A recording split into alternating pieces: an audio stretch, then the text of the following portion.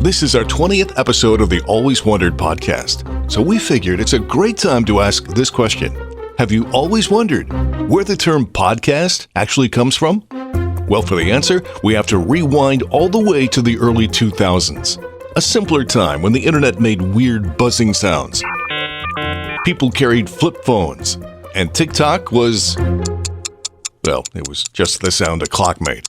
On-demand listening was in its infancy, but back then people had started listening to downloaded MP3 radio shows. So it was in 2004 that a British journalist, Ben Hammersley, came up with a phrase. I know. How about podcast? Pod refers to the iPod, Apple's wildly popular MP3 player. And cast was borrowed from broadcasting, as in traditional radio. So there you have it. The word podcast comes from a tech gadget and an old radio term smooshed together in a British newspaper column. Incidentally, a few other terms were kicked about, including audio blogging, guerrilla media, and stream speak. So let's be thankful that podcast was the one that stuck.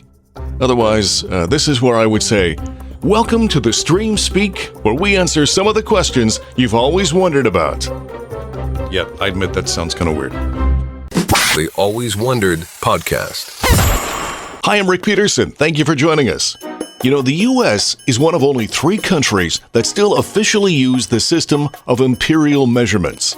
When the metric system was introduced, the rest of the world moved on, much like your ex. It's not you, it's me. Yeah, sure. Now, granted, we did try to go metric back in the 70s, but the country as a whole said, Nah, we're good. We stuck with the tried and true.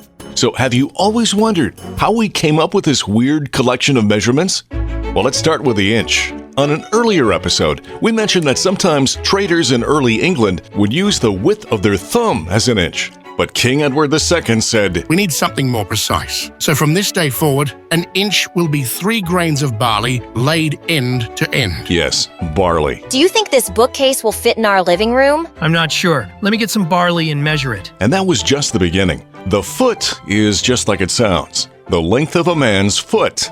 What man? No one quite knows. Maybe a king, maybe a famous knight. I think it might have been Steve, the blacksmith with the unusually ordinary feet. Perhaps, and if that's the case, then the height of a basketball hoop is 10 of Steve's feet high.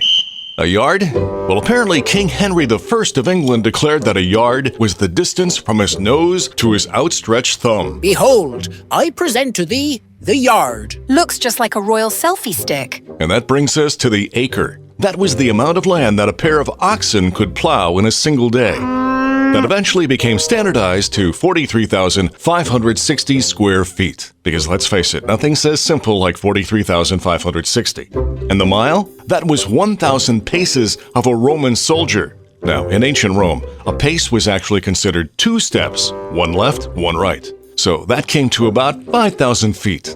But of course, the British had to put their stamp on it. What do you say we make it a nice even, 5,280 feet? And if you're wondering why, after all this time, we still buy diamonds in carats, pasta in pounds, and gold in troy ounces, and continue to cling on to this crazy medieval madness, well, It's freedom, baby. so remember, it's 4 quarts to a gallon, 2 pints to a quart, 2 cups to a pint, 16 tablespoons to a cup, and 3 teaspoons to a tablespoon. You got all that? Well, if not, it's okay. Just keep pouring until it feels right. The Always Wondered podcast. It's the candy that melts in your mouth and not in your hand. Except for the time I left them in the car that won 4th of July.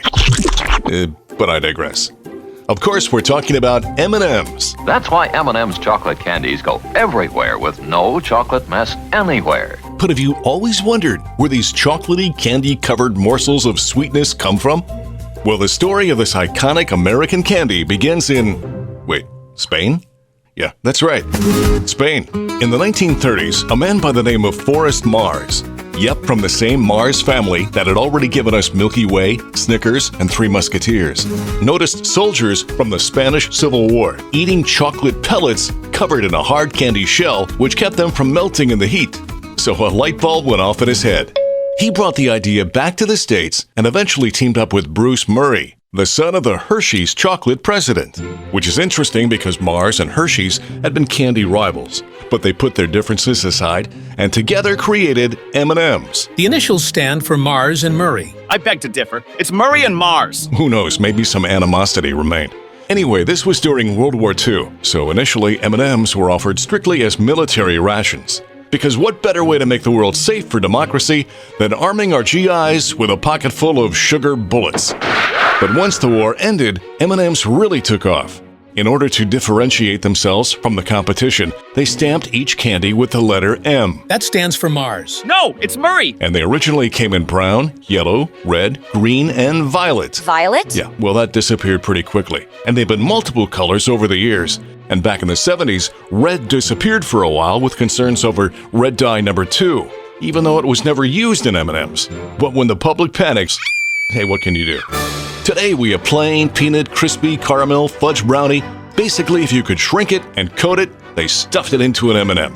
So the next time you enjoy a handful of these iconic American candies, give a little salute to the two chocolate pioneers that M&Ms were named after. Mars and Murray. No, Murray and Mars. Whatever. It's the Always Wondered podcast. By now you know how much we enjoy looking at the origin and use of curious sayings. And if you're on social media, you've seen this one everywhere. If the inside scoop and you had to be there mated and gave birth to a phrase child, this would be it. So have you always wondered the origin of if you know, you know?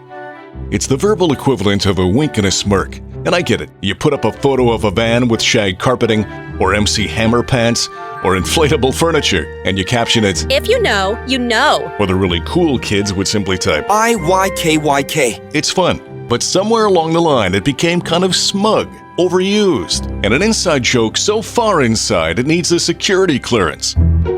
Your buddy Chad posts a picture of a taco in one hand and a wrench in the other. If you know, you know. No, Chad, I really don't. Your friend Lisa posts a half-melted candle next to a boot. If you know, you know. No, Lisa, I don't know, and I don't think anyone else knows either. Or your coworker Biff posts a picture of his toe fungus. If you know, you know. No, I don't know, I don't want to know, but I do know you should probably get that looked at. So how did we get here? Well, as far back as the Middle Ages, ancient cults would practice esotericism. Mysterious groups would gather around the fire and share sacred truths, but only to those who were, quote, in the know. Into the 2000s, the phrase was being used by underground communities to reference things too niche, too elite, or even too illegal to say out loud. Rapper Pusha T helped bring it to the mainstream with his 2018 song, If you know, you know. and then the internet got a hold of it and does what it always does. Takes something kind of cool and mysterious and beats it into the ground. So now instead of mystic rituals, we have group chats, Reddit threads, and the universal passive-aggressive language of Instagram captions.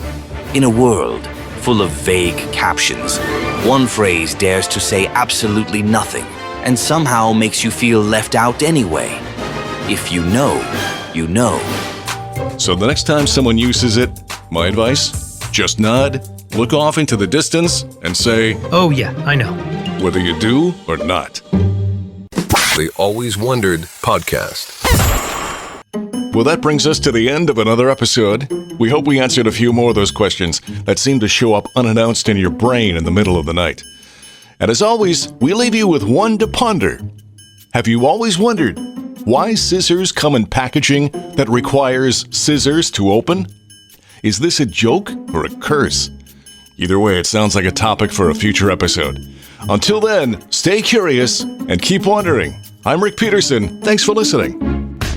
The Always Wondered podcast. If you like what you hear, please subscribe, leave a 5-star rating, and a review.